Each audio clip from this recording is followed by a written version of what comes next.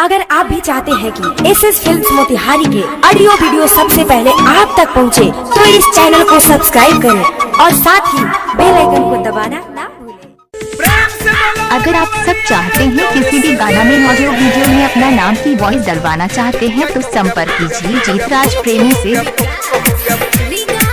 DJ Sanjay sound.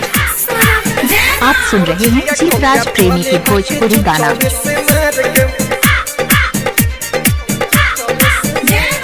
जिजिया हम बनोले रही सखी बड़े प्यार से। आप सभी को जीतराज प्रेमी की तरफ से हार्दिक अभिनंदन करता हूँ। चुना से टिकवानी हम मंगाई के बाजार से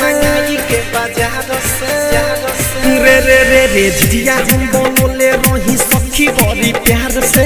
चुना से टिकवानी हम मंगाई के बाजार से। मोर झिझिया कौया फुरले बाटे जो 24 से मार के। मोर झिझिया कौया फुरले बाटे जो 24 से मार के। मोर झिझिया कौया फुरले बाटे जो 24 से मार के। 24 से मार के। झिझिया कौया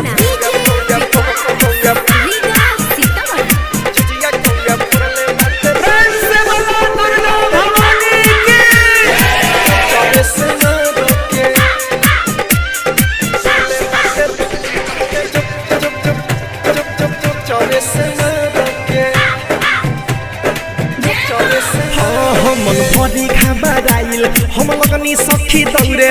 चिलैनी झिलिया दे दे मुले के लागल उड़े रे सखी। मन भरी घबराइल हम लगनी सखी दौड़े। चिलैनी झिलिया दे दे मुले के लागल उड़े। झिझिया हम सजवले रहनी दियरी बत्ती बारक।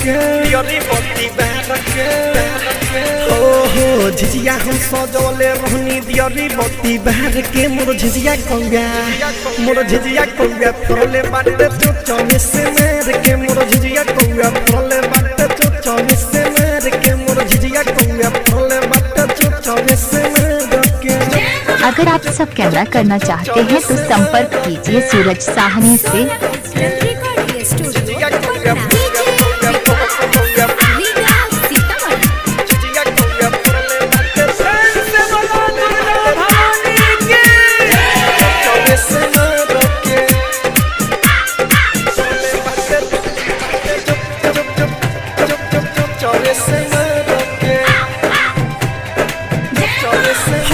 कोहराई तो छबिला का तू रोवेल चिलाई।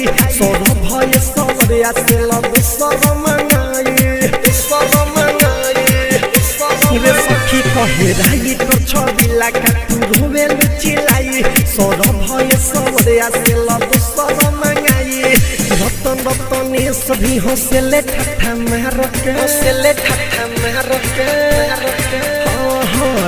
रतने सभी हंसले ठट्ठा मार के। मोर झिझिया कौया फुरले बाटे जो 24 से मार के। मोर झिझिया कौया फुरले बाटे जो 24 से मार के। मोर झिझिया कौया फुरले बाटे जो 24 से मार के। झिझिया हम बनोले रही सखी बड़ी प्यार से।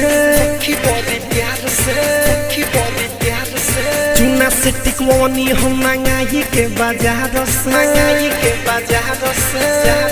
रे रे रे रे झिझिया हम बनोले रही सखी बड़ी प्यार से। चुना से टिकवानी हम मंगाई के बाजार से। मोर झिझिया कौया फुरले बाटे जो 24 से मार के। मोर झिझिया कौया फुरले बाटे जो 24 से मार के। मोर झिझिया कौया फुरले बाटे जो 24 से मार के। सौरभ डिजिटल रिकॉर्डिंग स्टूडियो मोती।